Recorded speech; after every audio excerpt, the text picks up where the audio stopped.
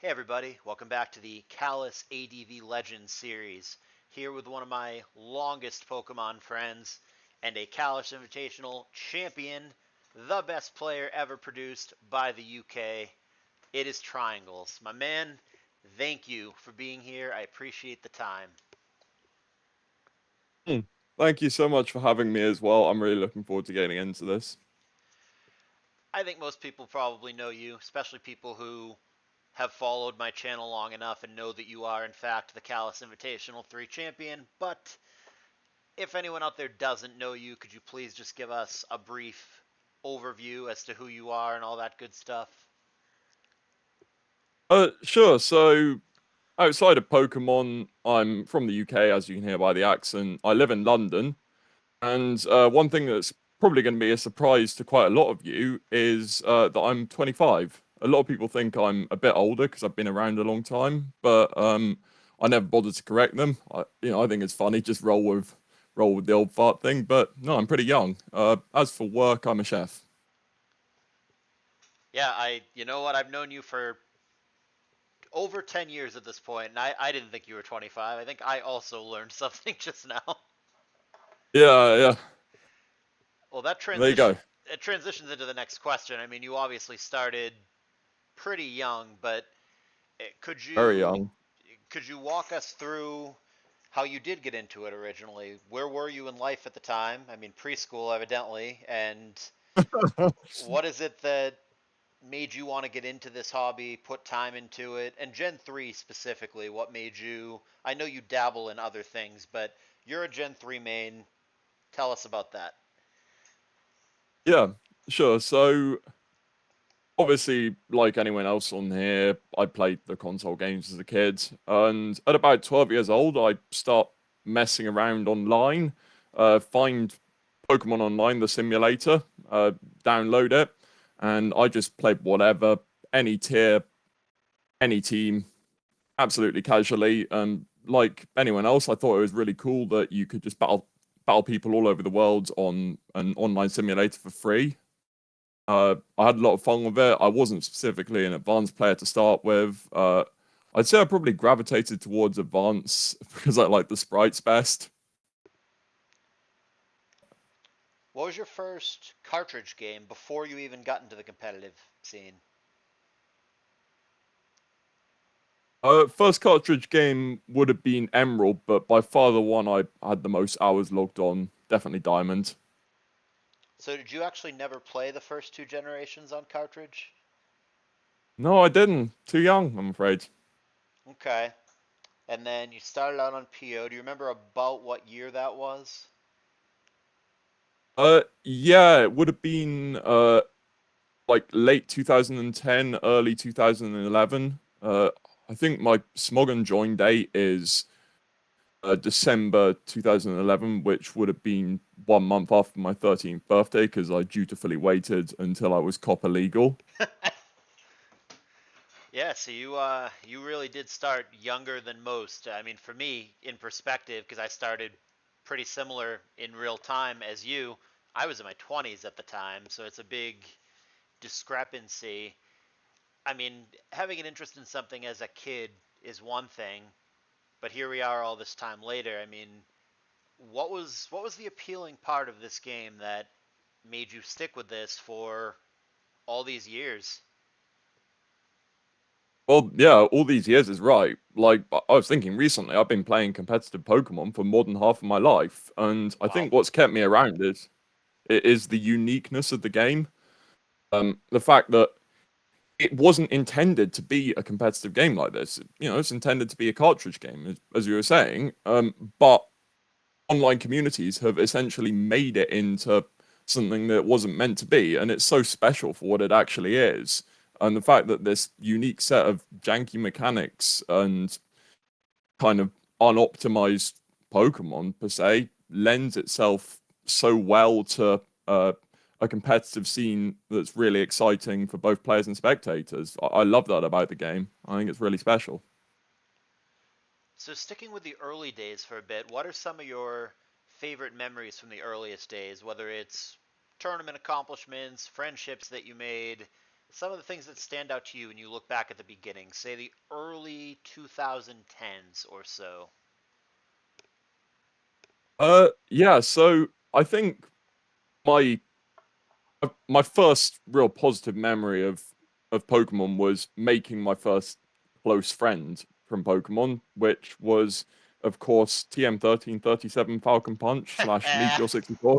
Who's also a great friend of yours. Yeah, Oh, I miss that guy so much. same. Uh, yeah, he had a YouTube channel just like yours. He's a really nice guy. Wherever he is now, if you're watching this, hit us up. Most of you have no clue who he's talking about. This is a fellow British player who was around in the Pokemon Online days along with Triangles and I. Has been out of the game for a very long time. Yeah, he was good. He could play. Absolutely. Yeah, so continuing in the vein of early friendships, another one of my early encounters in maybe 2013, 2014 was meeting a young BKC who was an entirely different character back then to what you'll probably know him as now. Absolutely. And I remember, yeah, I remember we really vibed together because we just love sharing advanced ideas, talking about crazy stuff, talking about Pokemon. And he was really my introduction to the hyper competitive side of it. Before then, I was kind of casual competitive. He drafted me to a Scooters and SPL5, and without him, I would have likely just stayed casual competitive. And unlike a lot of my players, unlike a lot of players who come into their first SPL, I remember going in and I felt no pressure. I was just having fun. Um, and I just went out there, had a great time. I remember my first SPL, bringing the bringing mixed offense to my debut, playing absolutely terribly but winning 100-0 matchup. It was fantastic. Do you remember who the opponent Um, was in that first match? None other than Brazilian legend Marcelo DK. Wow, that's a hard first match too. Good for you getting the W there. Yeah, and then second game, another Brazilian, Halloween. Do you remember him? I do, absolutely. I don't know if my viewers are going to, but yeah, no, I believe I brought him up when I did this interview with Dexa. Ah, yeah, he's a really cool guy. I liked him a lot. I admired him hugely as a player. Fantastic League of Legends player too, actually. Oh, I didn't know that part. Yeah. I remember our SPL5 game as well. We had a Medicham lead mirror. You see a bit more Medicham now, but at the time it was totally unheard of. Do you remember how you ultimately ended up doing in that SPL? So I was picked up at mid-season, and I Oh, went. Yeah, it was actually. I think before me, the Scooters had Majin, who went 2-2, and then got traded to the Cryos. So they needed a replacement. They got me in the mid-season pool.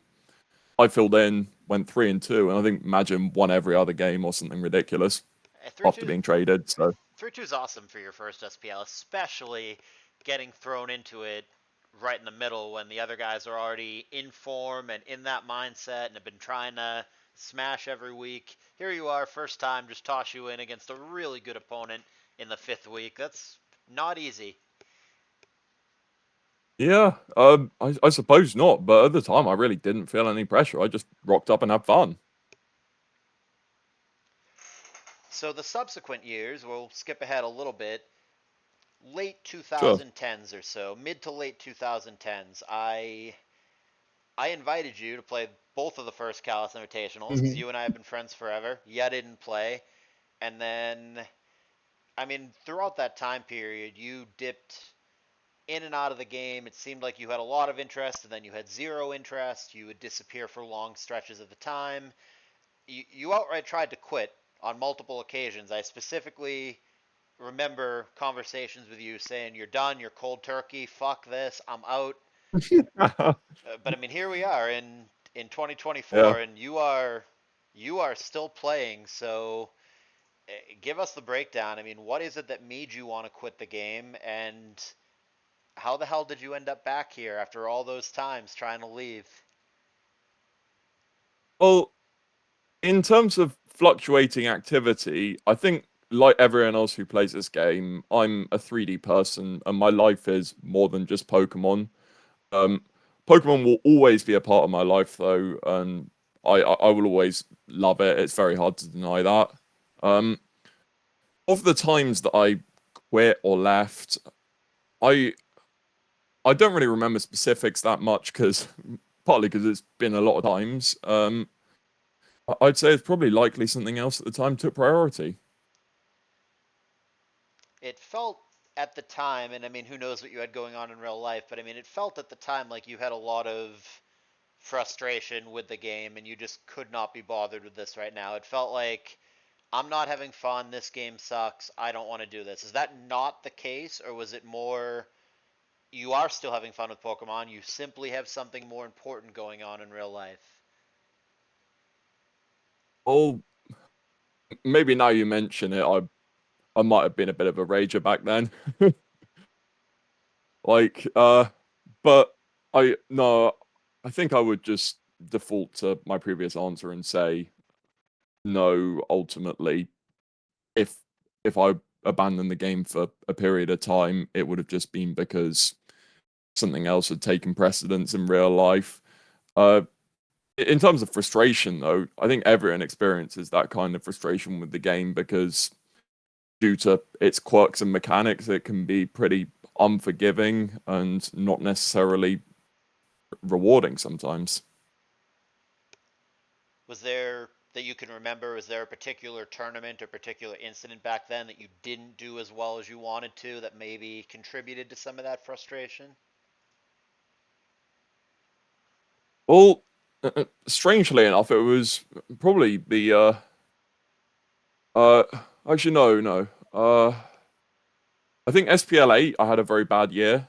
My second year with the Falcons, and I don't think I played that badly. But I went 3-6. I had a couple of rotten games, some bad matchups, some bad luck. And I think that can happen to anyone. And I remember thinking at the time, ugh, that this is just not giving me the satisfaction that I might want. And thinking, you know, because at the time of SPLA, I would have been, I think, maybe 18. And also just thinking in the back of my head, okay, I'm becoming a young adult. Maybe I need to refocus my priorities, get serious about life, and stop devoting so much time to a game that I find frustrating sometimes. You might not remember. It's a while ago, but do you remember why you declined the first two Callus Invitational invites and then subsequently why you finally accepted the third one?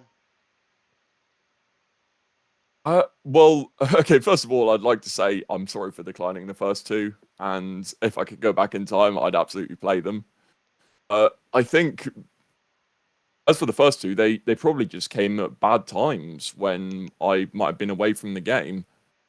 Uh, it certainly wasn't anything personal or any kind of issues with the tournament itself. As for coming back to the third, uh, I Let's make sure we get that story in there because there were some unique circumstances to get you in oh that third yeah, one. But go ahead. yeah. I think what was it? It was yeah, Diafantine, I think it was. He Snapchatted me. Hey, you want to play Callous Invitational 3? Was that it? I think. My Was it him who Snapchatted me? recollection is that BKC, who had played the first two Callus Invitationals, was also going to play the third one, but he was entering that stage of his career where he was teeter tottering with tournaments. Sometimes he wanted to play, sometimes he didn't, whatever.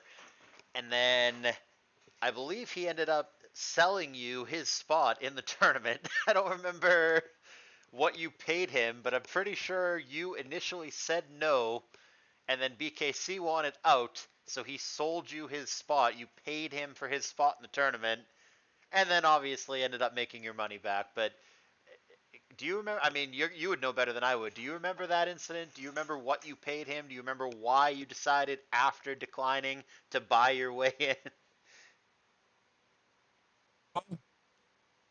Yeah, I'd actually completely forgotten about that, but now you mention it, yeah, I remember it, and that's what happened.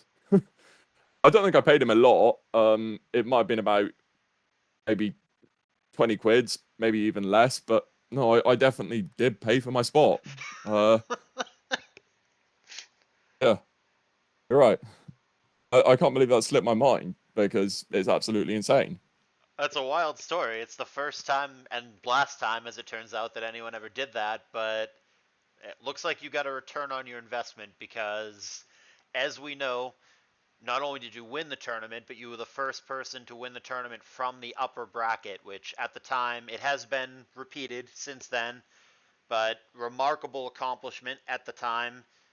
Take us back to that tournament. What do you remember about that tournament? Some of your matches, some of your favorite memories, and I mean, how did it feel to eventually win?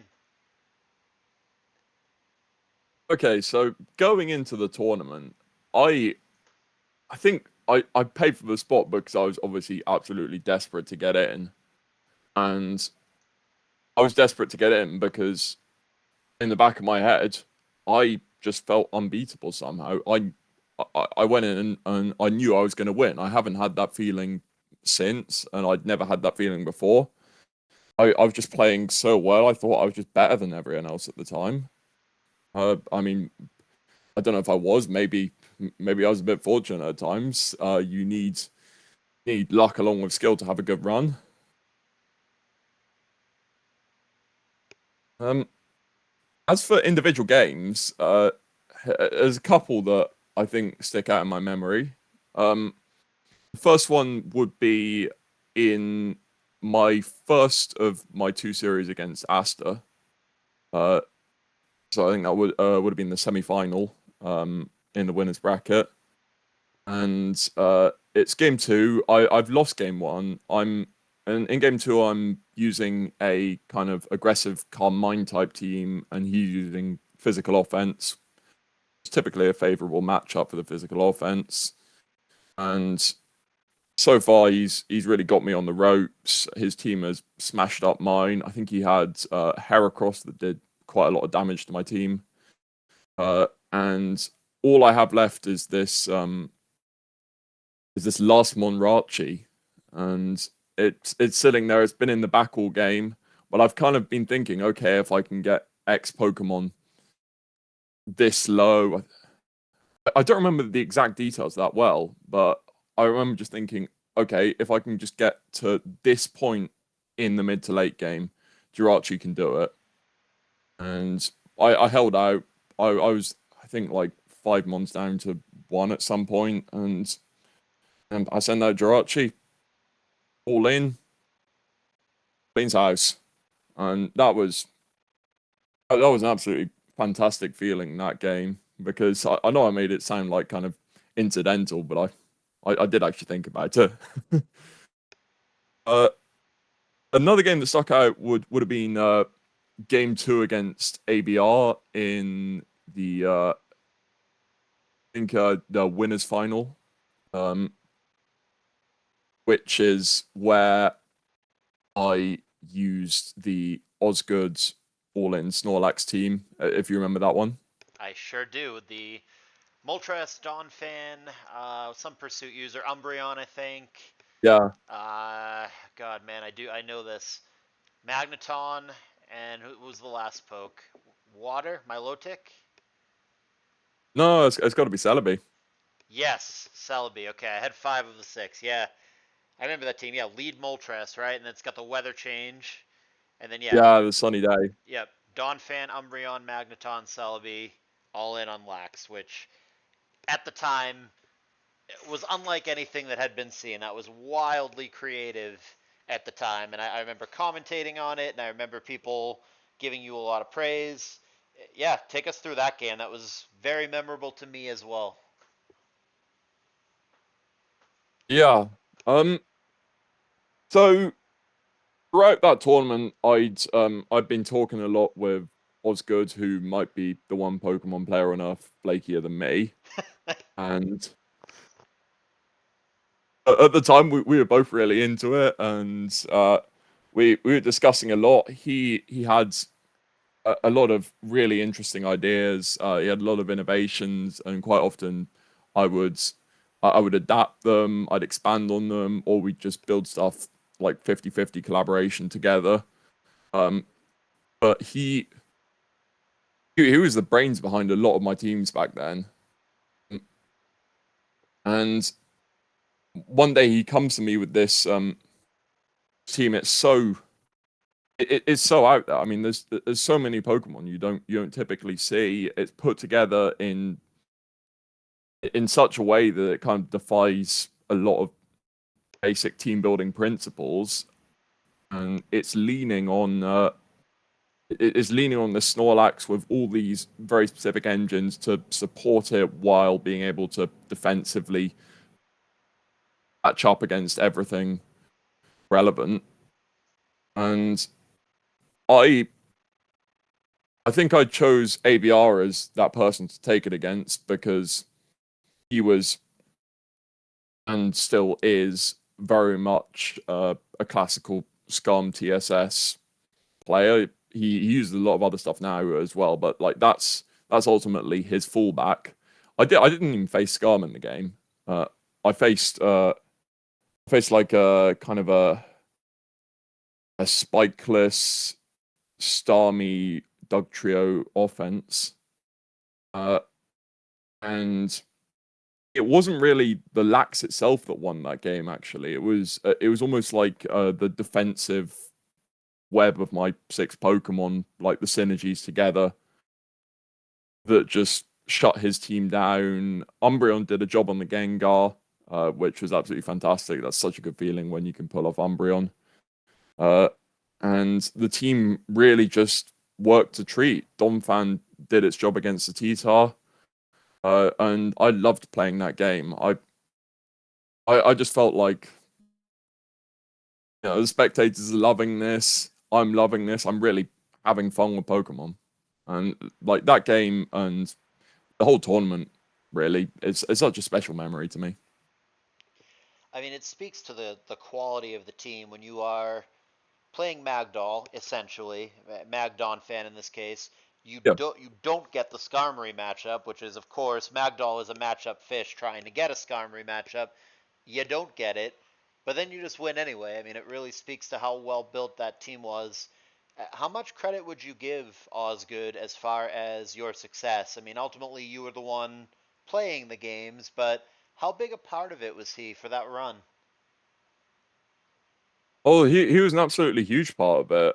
I mean, there's there's a couple of real classic moments in my run that wouldn't have happened without him. I mean, if you remember the game 2 of the finals against Asta, where he's using a Jolt Spikes offense with mixed Metagross, and the whole idea of his team is to remove Celebi, to open up his special sweepers, his Jolteon, his Suicune, and Osgood tells me, "Listen, you got to bring Protect Celebi, which is never seen before set, never seen since set, and the Protect comes off on the Metagross Boom, which is like intended to catch Celebi, and I mean that's it, game over. That little suggestion, Is there ever any just pushback like that, from you? that's responsible for a win. Well, when he suggests weird things like that, like dude, run protect Celebi. I mean, is are you just mindlessly following and being like, oh, yep, you told me, I'm doing it, or is there any amount of like, dude, what the hell is this? Are you really want me to run this? I mean, is there any amount of I'm not so sure about that? Oh, I'm very open-minded. I think that if there is a convincing and solid argument behind an idea or a build, um, as to why it's viable, why it's suitable for this scenario, then I'm open to using it. And what I would say is, like, it was incredible back then how much we were on the same wavelength about building and about our approach to the game. And I just remember talking with him and thinking, wow, he's saying the exact same thing that I'm thinking. Uh, and I definitely wouldn't say I was blindly following, because I think still the majority of the teams in that run I built, and I'd send them to him. He'd have input on them. Sometimes I would use teams of his, and of course there are like those special moments of his teams. But yeah, he was an absolutely massive factor, and he's never really kind of lent his Pokemon brain to advance or indeed anything in general since. I mean, but yeah, it was special back then. He must have been thrilled for you when you ultimately won. Do you remember? I mean, I guess you weren't surprised because you were so confident in your playability at the time, but do you remember how you felt upon it really sinking in that you actually did win the tournament? You're the champ, you get the money, all that? Yeah, I remember the feeling really well. I was living in Austria at the time, and I remember walking around the streets of Vienna thinking, these guys, these passers-by, they don't know I'm the Cards Invitational 3 champion." You could have told them. Oh, I was probably pretty close to telling them. But yeah, no, it was an amazing feeling. It was triumphant, and I mean, I don't know if I'll be able to replicate a feeling like that. It was really something. Well, as a potentially less amazing feeling and less triumph, you did play three more Callus Invitationals, and then this year, like I said, this interview taking place in 2024, you played the first edition of Gym Invitational, but you have not been able to make another deep run, and by deep run I mean specifically another money finish. Why do you think that is? And I mean, you and I get it, but can you really explain to the viewers just how difficult it is to actually win this tournament? It's really hard. Yep, it is really, really hard. It is an incredibly high level of competition. You know, you come in and you're against 31 players, all of whom are in their own right thinking the same. I want to win this whole thing. I can go all the way. I can beat anyone, and that's the thing. Anyone can beat anyone in that tournament. And I mean, if you look at my three failures since winning the whole thing, you can kind of say it might sound arrogant, but small sample size. You can't win them all. Uh, the format of the tournament is I really like it. I love double elimination because it rewards consistency. Um, but of course, double elimination is still not actually that high of a volume of games, and there's a degree of variance. Anything can happen on the right day, and I mean, throughout the iterations of Callous Invitational and Invitational, and as it will be for many years to come, there will be those players going in who just on form, on hot streaks. They've got that mindset, like I'm gonna win it all. I've got that swagger about me. I mean, if you look at say say I'm Rick Astley, bad dummy, you and his recent success, you could see his mindset going into it. Yeah, I'm there. And you look back at Linear, it's the same. Like people people think that tournament is mine, and 32 players are thinking that. That's what makes it so fantastic. I love it. I really do. But have you generally been happy with your level of play post CI3? You don't think that it's I'm not good anymore or I'm not playing well or whatever. You think it's just natural variance, matchups, just RNG factors, things that just organically, inevitably are going to happen as part of a competitive Pokemon match. Um, I think I'm still solid. I've got great theory, great understanding. Maybe I'm not at my peak anymore. I mean, as I said, I used to have that mindset, like I can and will beat anyone. Now I don't have that. I often go into matches and think, okay, my opponent is a very good player. It's not the end of the world if I lose to them, and I understand that both outcomes can happen at the start of this game, and maybe that's a degree of cynicism that I need to remove to get back to my peak form.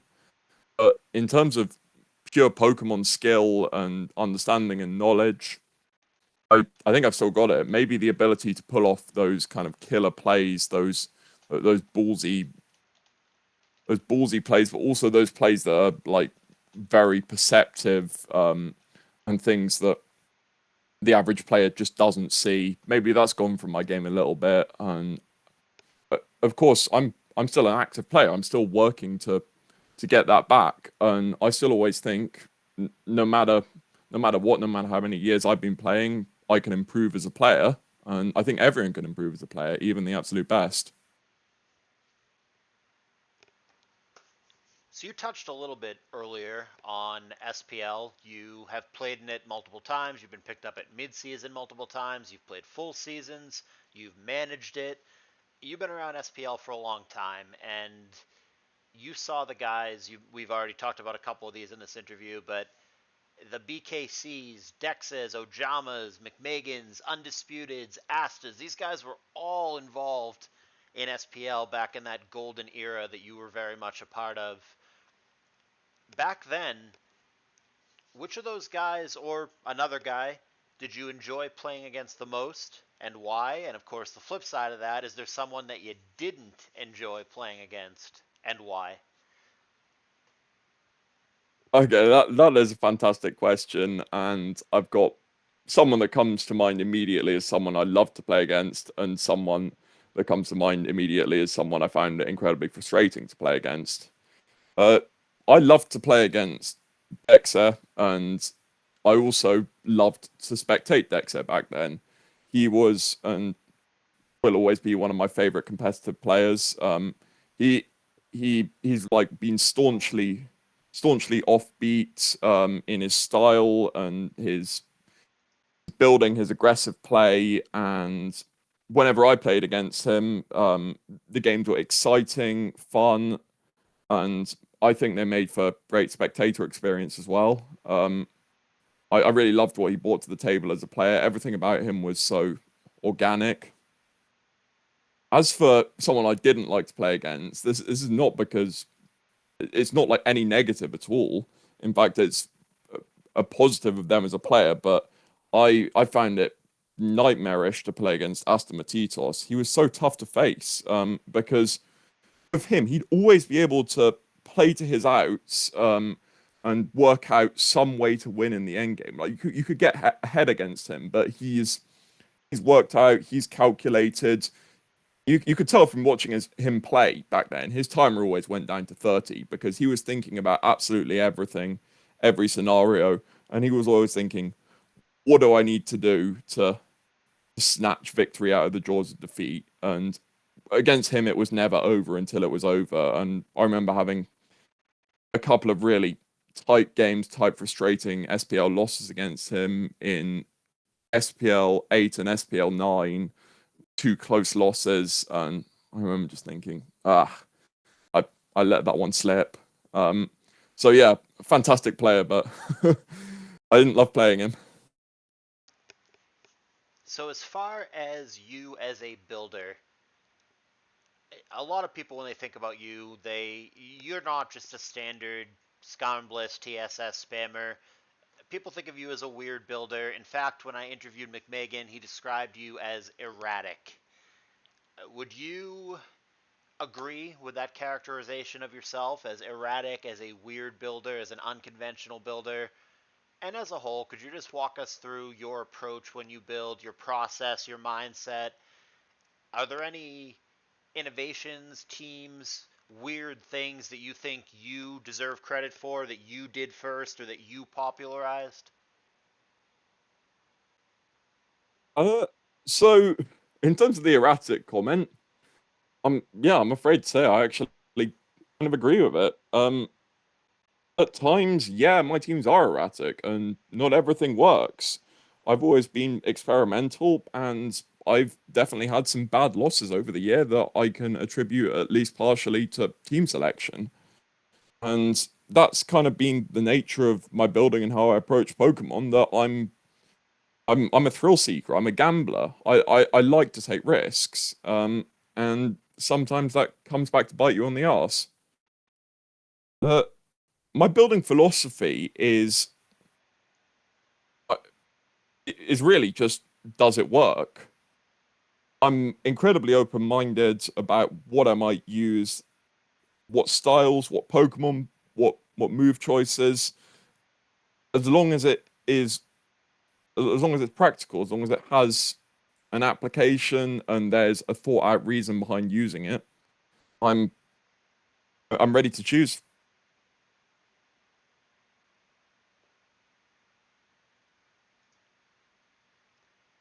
What about specific sets or innovations? Is there, I did this Oh first, yeah, yeah. this was my set, this was, I came up with this before anybody else was using it. Yeah. So I've actually got a really good one for this. Um but this one is probably a shock to modern listeners because it's literally the standard set. But back in 2013, 2014, your run-of-the-mill standard mix ments was a real fringe set that kind of didn't see that much play. And while I didn't invent the set, I definitely didn't invent the set. I really spammed it early on in my career and loved Mixment's offense and really got a lot of mileage out of it. I loved to play it aggressively. I thought it lent itself to my style of play really nicely.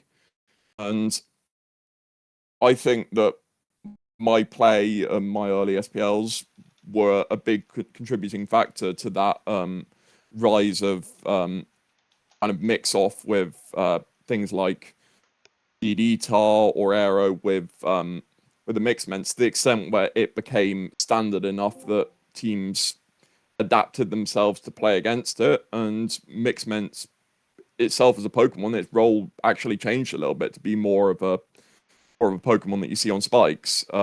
So yeah, I mean, maybe some people disagree, but I would consider myself partially responsible for the rise of mixments. And where do you fall as far as that spectrum of trying to decide what you're going to bring based on the specific opponent, their preferences, their tendencies, counter teaming, versus I don't give a shit what they're going to bring. I'm just going to load something that I think is good, something that I like, and I'm not really worried about them. Where do you fall on that classic dilemma? Uh, with my scouting, I've always tried to keep it broad because uh, in team tournaments, which are best of one, there's a huge amount of variance. Players can very easily deviate from their standards from a single game, and you're in a lot of trouble if you really decide to go all in on counter teaming someone. So I think I've always tried to lean towards playing my own game, bringing teams that I really like, I'm comfortable with, and I always try and make it so that whatever I bring can play against everything. I will definitely keep an eye on players' overarching general styles.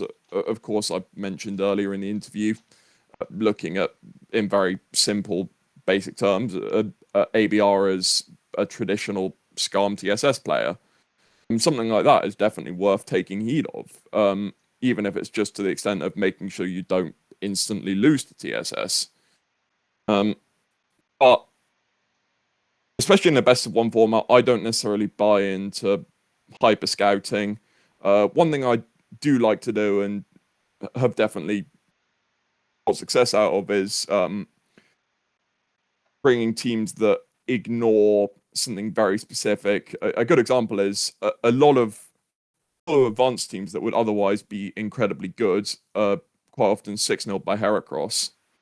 But if you can look at a specific opponent and say, this person really doesn't bring Heracross very often, you're more comfortable bringing your Claydol balance into them, for example, because you know that that threat is much less likely, and you're happy with your teams to match up against everything else. So yeah, in terms of very broad and general level, yeah, I'll scout. I'll pay attention to my opponent, but scouting is not the be all and end all for me.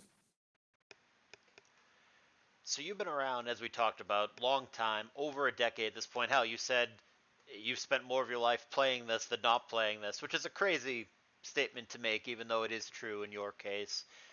You've seen a hell of a lot of changes in ADV. Rest Talk was a mechanical change. You've seen the Sandvale ban. You played in the CALLOUS Invitational, in which we allowed Sandvale, and then, of course, it got the boot. You've seen baton pass changes. I mean, there's so many eras, if you will, of ADV and the way that the rules have changed. Do you agree? I mean, we can go one at a time. There's been so many, but do you agree with most of those core changes? Do you think that the community is too quick to ban things? Do you think that we haven't banned enough and that there's more things that need to go? Do you feel that the metagame is currently in a healthy place? Um, okay, so the metagame is overall in a pretty good spot, I would say. One ban that I think was a massive mistake, and I think you'll agree as well, is Cacturn. I miss that guy a lot. I'm a little biased on that particular topic. I know you are. But your Cacturn team was the first one that really brought Cacturn into the spotlight. I mean, you want to talk about inventing stuff? You're the guy who invented Cacturn. I mean, if you want to really get into the weeds, if you were interviewing me, I would tell you that the double Cacturn, the double Sandvale started with me as well. People think that it's Bill Shatner on ladder, and it was, but that's because he and I had a conversation, and I suggested the Yeah. exact Gligar set to him, and then he started spamming it. But I would say that that started with me as well. No, Yeah, yeah. we're not interviewing me. Come Um, on, we're interviewing you. Why do we disagree with the Cacturn ban? um, well, regardless of what you think about Samvale, what I really liked about Cacturn was the the diversity it brought in terms of available spikers. I mean, actually, like if you look at your first Cacturn team, it didn't use spikes on Cacturn. Probably should And of have in course, Cacturn was hindsight, but fantastic. yeah. Yeah, but still, nonetheless, um, I like that there was a real genuine spiking alternative that fulfilled a different type profile, a different role, and fit into a totally different set of teams. And I thought it brought much needed diversity to the metagame. I mean, as for Gligar, that was a bit more difficult because what it did, being a genuine sweeper with Sword Stance that could take over games by dodging with Sandvale, that's a bit more difficult to tier and prepare for. But Cacturn was never really like a sweeping threat on its own. It was almost a support Pokemon, and I didn't think that Sandvale was like the defining characteristic behind its success as much as with Gligar. So I mean that's why I miss Cacturn a lot, but I'm a bit more on the fence about Gligar. So if it were solely up to you, what would the ban be? You would ban just Gligar as a Pokemon, but not necessarily Sandvale as an ability in order to keep Cacturn around? Is that what you would do? Yeah, precisely. Okay. And then what about some of these other bans? I mean, we've seen a million variations with baton pass or assist or whatever. We used to be able to do teams of 5 baton passers plus a finisher. Ingrained Smeargle used to be allowed. Ingrain Smeargle, yeah, Yeah, we're that down. was. I mean, we could start there. We'll start with the most extreme. Should that be banned? Well, I mean, I've always been a bit of a libertarian about bans, but I mean, Ingrain Smeargle was maybe a bit extreme. I mean, back in the early days, like before I started even, baton pass must have been absolutely nuts. And from what I've heard secondhand, players just didn't use it because it was almost a gentleman's agreement, and it was kind of just a culture of respect around it. I mean, of course, you got the absolute best players now, including myself, perfectly happy to use Ninja's Pass, which is a very much watered down version of what Baton Pass was. But at the time, it was a different culture, which is probably why it took so long for it to get banned. Uh, I think that the version of Baton Pass that we had maybe about 5 years ago was okay. I think Baton Pass is a bit too nerfed right now. It's still usable, but I think it could be more. And I think that a lot of the complaints about it come from people who weren't willing to adapt their teams and their play around it, and didn't necessarily like approach playing against it the right way. So you would loosen up some of the restrictions if it were solely up to you. Yeah, I suppose so. Okay, so give it to me. What is the ideal baton pass rule as far as you're concerned? Well, if you go back to maybe 3 or 4 years ago, um, there was kind of that half pass archetype that Eden Eden loved half pass, but a lot of players used it. He was the guy who kind of had agility Zapdos, command pass Celebi, sub pass Vaporeon to like mix per and mixed attackers. I thought that was a really cool archetype, and wasn't necessarily reliant on Baton Pass itself to win. And I was kind of sad to see that go when Baton Passing multiple stats went. I also kind of liked Belly Pass in a sick, weird way, even though that was a bit more questionable in its nature. Um, yeah, so I'd like it to revert back to about 3 or 4 years ago. I'm actually terrible on specifics about when bans happened. My memory is like a goldfish, but yeah, bring back a slightly stronger Baton Pass. That's what I'd say. So we'll go over a couple other weird ones that are either banned today or being discussed as bans today. Would you ban, again, solely up to you, regardless of what anybody else thinks, would bright powder be allowed in Triangle's ADV? Probably purely because I don't think it's very good. How about Quick Most Claw? Pokemon would rather have Quick Claw. I've used that. In fact, I think yeah, I've used that quite a lot. I tell you what, I really want to be freed, Swagger.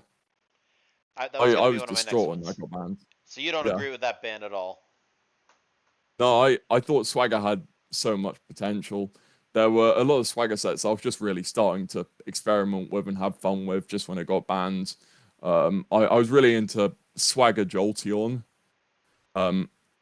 T-Wave and Swagger put together made it a useful kind of pseudo taunt on Blissey to deny its recovery. And Swagger was kind of like cool for breaking defensive archetypes. But I can understand why people would find it frustrating. And I mean, I miss it from a selfish standpoint. But at the same time, with all of these bans, I can understand why people call it uncompetitive and why people want to get rid of this stuff. I mean, yeah, but where does the rabbit hole end? I mean, ban Swagger. Okay, are we banning Confuse right now? Do we ban Teeter Dance? I mean, do you remove all? Cheated on. Are you removing all confusion effects from the game or just Swagger? I think Swagger was a little bit different because every Pokemon gets it, so the potential is limitless. I actually think Confuse Ray Starmie might still have a bit of potential. What about the But proposition now? And some side leagues are already doing this, but what about the notion of banning Sand Attack? uh I I don't think it's Ninja's best set. I've always thought that Toxic is better for denying stuff like those raw users long term. I think it's more like sustainable. The thing with Sand Attack is you're and it's only dropping accuracy by one. So if you're pressing it to avoid to avoid a roar or survive another turn, God forbids, like you're not necessarily even giving yourself a more than 50% chance to win. So is it uncompetitive by the definition of the word? Maybe. Is it actually game breaking? No, because it's kind of bad. Is there, I mean, where do you fall on the issue of complex bans? Like, for example, you mentioned Eden. He was one of the leading proponents of don't get rid of hypnosis rather, not the Pokemon, but get rid of hypnosis on Gengar specifically. Yeah, He wanted that to be a real ban, and of course that never did get voted through. Complex bans. Oh no, can't have those. Where do you fall in that argument? Are you open to some complex bans? Do you dislike them on principle? In this specific example, Hypno on Gar, do you view that as a problem for ADV? I'm personally for complex bans. I think that as a community we already bend the rules quite a bit in terms of cartridge mechanics. I mean, in term like you look at something like switch priority, that's bending the rules in the most basic way possible, or sleep clause or freeze clause, something like that. We already take liberties. I don't see why complex bans should be any different in terms of pursuing the best competitive outcome. Uh, as for Hypnosis Gengar, it when using it, I've actually found it a little bit inconsistent. I think a lot of other players would agree. Um, people tend to just go with Will of the Wisp or just more attacks because with Hypnosis, you're taking a risk. You're essentially um, removing autonomy, taking the game out of your own hands. I yeah, I think if it were to become a problem, if it were to become like oppressive in nature, I wouldn't be opposed to banning it if it really improved the metagame.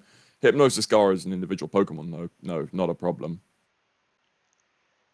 I think that culturally, the notion of banning Sand Attack, banning Swagger, whatever, in that era that you and I were talking about when those guys, when the deck says the Ojamas, the Undisputeds, late 2010s, I think the notion of banning things like that would have been inconceivable back then. I think it would have been very strongly voted down as something that wouldn't even be a consideration. And that kind of leads me to my next question, my next point, which is not just in terms of rules, but overall, how do you think that the culture of ADV has shifted during your time here? How do you feel that people look at it differently? People think about it differently? What is different as far as the environment and the player base from back then as compared to today? Well, the player base is obviously hugely different. There's a massive amount of turnover with a game like Pokemon, and in terms of player base culture, I think that Advance has mirrored the rest of Pokemon you in that modern players are a bit more forward thinking and maybe less hardline about certain issues, and they're more open to discussing new ideas, um, discussing changes, bringing in new tiering suggestions. And I don't know where I stand on that. I think it is what it is. Do you have any kind of preference one way or another? Do you feel that the culture and or the skill set of the average player or of the tournament players, do you feel like it's gotten better or worse over time or neither? Uh, well, more than anything, I'd say the metagame has changed. I think it's got a lot more refined in the last few years. That's partially because of increased accessibility of good teams and also just more established theory in general. And big public Discord servers like the advanced community one, and of course your server, where people can openly discuss and read other top players discussing how they think about the game. And that theory being accessible is not something that's, or it's always been that way. In the past, you look maybe 10 years ago, players aren't necessarily discussing how they approach the game in public as much as they are now.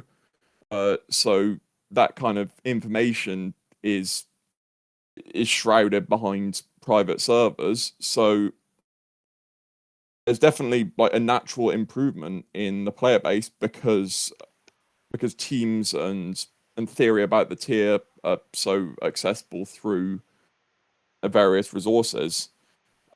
Player skill, there were good players back then, and there are also very good new players now. A lot of new players really impressed me with how they can both fit themselves into the established theory of the tier and play it hitting the ground running, and also players who can forge their own paths and really put their own twist on the metagame. I mean, you were, for example, if you look at Epic Ampharos, she really impresses me. Because I mean, she's not new anymore. She's been around 5 years, but how she approaches the tier is just so wildly different to the theory to anyone else. She sticks by her guns and is ready to absolutely load anything and really play aggressively all the way. And I love that, like, there's constantly a new crop of talent coming through and replacing the old talent. And I, uh, I really love the publicity that the tier is getting as well. I think in the next few years, there's going to be a lot of other new players really coming up and starting to dominate and threaten some old heads. I mean, I'm feeling the effects of it myself. I get beaten by new players all the time. Do you feel like there's still room for discovery and innovation? I mean, ADV is over 20 years old, quite literally, and a lot of people view this as solved or as stale. Obviously, if there are more bans, rules changes, whatever, that's different. But as the metagame stands, without major changes to the rules, without unbanning Mew or Latias or some dumb thing like that, do you think that there's still room for change and discoveries? Do you think there's still a set out there that somebody hasn't figured out yet that's going to have a big impact on the metagame? Well, it's definitely getting harder to really find something that absolutely no one has thought of before. Like, you're not going to suddenly scroll down in the usually useless moves section of the Showdown Team Builder and see, oh wow, this Pokemon learns Heal Bell. No, I mean it's a known thing. You're not going to find a new set that no one has ever thought of. What you can do that's new is combinations, cores, structures, adjustments to spreads, and not necessarily totally new innovation, but optimization of already existing theory. Like, you take a six that someone has almost definitely used before and adapt it to be better against the pervasive styles of the current metagame. And yeah, that's innovation in itself. That's that's the tier evolving. I mean, you look in the last few years, say Frudazi, another newer player who really has made it so. I mean, he's changed a lot in how Advanced is played now. I think like his use of aero spikes, things like Leech 3 attack Celebi. I don't like the set myself, but I understand what it does completely. Um, I love things like that. And one change that is definitely being seen is that passivity and building teams that kind of do nothing. That's punishable a lot more now. Like, teams don't mess around. Even teams that are defensive by nature have ways to win. All the best teams used by the top players have win conditions. So I've got to ask the big question. This is we're getting near the end of the interview. This is one of the hardest questions. First of all, could you please define your criteria? Because everybody thinks about this a different way, has their own little checklist. So, what for you constitutes the greatest ADVer of all time? What is the criteria? And then, of course, the hard question: who is it?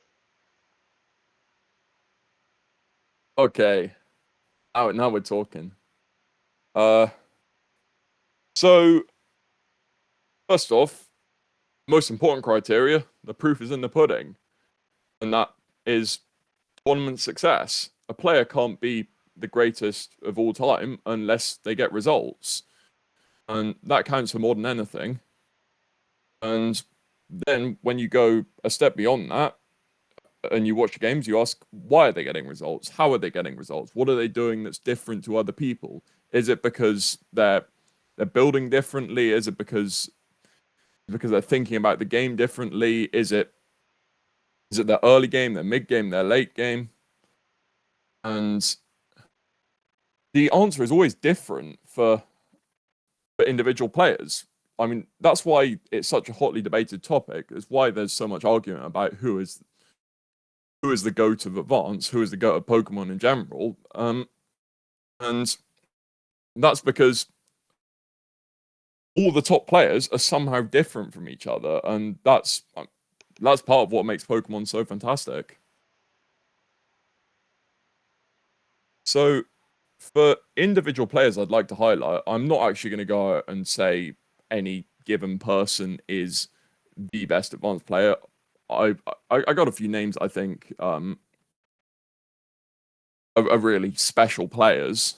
The first one you won't like to hear.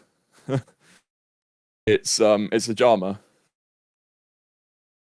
And I don't disagree with that. He would be on my certainly top 10, maybe even top 5 list as well. yeah, so I've played against Ajama throughout those kind of heyday glory years, as you mentioned. He was, of course, an incredibly tough opponent. But what really changed my perception of him as a player was getting to manage him on the SPL 13 cryos. That was that was an absolute privilege. That's like one of my favorite experiences, being able to talk about Pokemon with him, because he might, like, in the short time that I managed him, he really like challenged a lot of how I thought about Pokemon, how I perceived like how you go into tournament games, um, how you approach building your teams, and setting yourself up to win. And that was always what it was with Ajama. Like he would do whatever it takes to win, and he'd be comfortable both deviating from the standards, but also really pushing back towards those conventions, and he'd be able to lean on anything to win a given game. And I was talking earlier about Asta, like always finding a way to win, even when behind, even in like awkward scenarios. And that was what made Ajama special as well. He'd look at a given turn and he'd be able to find that one move that no one else would think of, but it was that one move that he had to press in that scenario.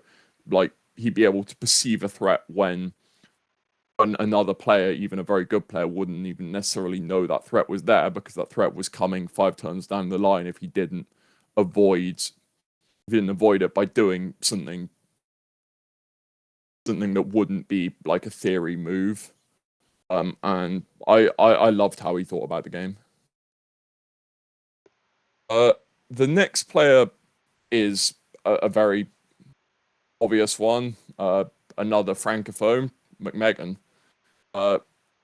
And with McMegan, you got, of course, the pure Pokemon skill. With him, not just an advanced player. Like any tier he dips his toes into, he's incredibly dominant in. And as well as that pure skill, he was always really able to innovate in the builder, but innovate meaningfully. And all the choices that he would make would be towards the end of winning, just like Ajama. And the final guy that I would mention, very different to the last two, also different because he wasn't around for as long of a time as the other two, and he was very much a pure advanced player. But I think this guy, I know I said I wasn't going to name an advanced GOAT. I think this guy probably was the advanced GOAT. And if he played 1 or 2 more years, he definitely would be the unanimous advanced GOAT, and that is Linear. Linear was honestly mind blowing with how how he thought about the game. I remember he uploaded a couple of commentaries to YouTube of him live commentating SPL. I remember listening to those and just thinking, "Wow, this guy he's just so on the ball. He knows what's going on so well. He perceives everything around him. He's so comfortable. He's so natural with everything that he uses. And I mean, it was wild to me. I remember a few years ago he posted a team dump, and I looked at all of his teams and thought I would not use a single one of these. I hate all the EVs on them. I hate all the combinations on them. But that's the thing; they were perfect for him because he made them work. He always absolutely knew what he was doing. He was so comfortable. He was so pure and skillful and natural. I think if he'd been around any longer, or just one more SPL, maybe he would be the unanimous GOAT. So I guess I will ask a related question. Not the same question, but we're in the same ballpark. I'm just going to ask it a different way to kind of lock you into a one-man answer. If you if you couldn't pick yourself and you had to choose an ADVer to represent you in a best of 7 match, and the stakes were really high. If you lose, you have to give up your car or something that you really care about. Who would you choose to represent you if you can't pick yourself? Okay, well, I know I just mentioned 3 guys, but I'm going to pick none of the above and go with BKC. And that is because with him, he had he had the perfect head for tournaments. He loved the big stage. He loved big games. He loved high pressure situations, and I would trust him to go in with a level head with that winning mentality. I know he'd defend my car valiantly. So, what does the future hold for you as far as, I mean, Pokemon End Life? I mean, the personal, you can tell us as much or as little as you'd like, but Pokemon, I mean, how much longer do you see yourself being involved on a remotely serious level in the competitive scene? And then, of course, how much longer do you see yourself playing at all? This time in 3 years, are you still here? This time in 5 years, are you still here? What do you what do you see going forward for yourself in the game? Well, I think I'm going to be here for a long time. I love Pokemon. It's why I've stuck around so long. No matter how I feel about the competitive scene, about tournaments, about the community, I love Pokemon as a game in itself by nature, and I really think it's something special. So I'll always have that relationship with it. It'll always hold a special place in my life, and I think I would be very hard pushed to put Pokemon aside completely. Uh, in terms of competitive Pokemon, I mean, maybe in the last couple of years, you could say I've become a bit more casual competitive. I don't necessarily have that same mentality I used to. But who knows? Maybe I get it back someday. Maybe I really find that motivation to lock in and start winning, start dominating. But right now I play the game for the love of it, really, and I think I'll always have a relationship to Pokemon on some level. And whether that is competitive or casual, well, that might fluctuate. But you don't see yourself going anywhere anytime soon. No, no, I'm not quitting this time. I've done it many a time, but I mean, that's awesome to see. I mean, this time in 5, 10 years, Java and I will be dead, but you'll still be a spring chicken. yeah, and I'll be visiting your graves and crying. Appreciate that. Leave flowers. Is there Oh well. Anything else before we wrap up that you would like our listening audience to know? Get some final thoughts in there. No, no, I won't keep the listeners for much longer. This has been a very long interview. I've talked for more than I expected to, and I think it's been pretty comprehensive. I'll take full responsibility. I do apologize for keeping you, but I think the listeners are going to love hearing your thoughts. Yeah, take full responsibility for your questions being too good. I appreciate you being here, Triangles. Thank you for the time. Yeah, thank you so much for the interview. I really enjoyed it a lot.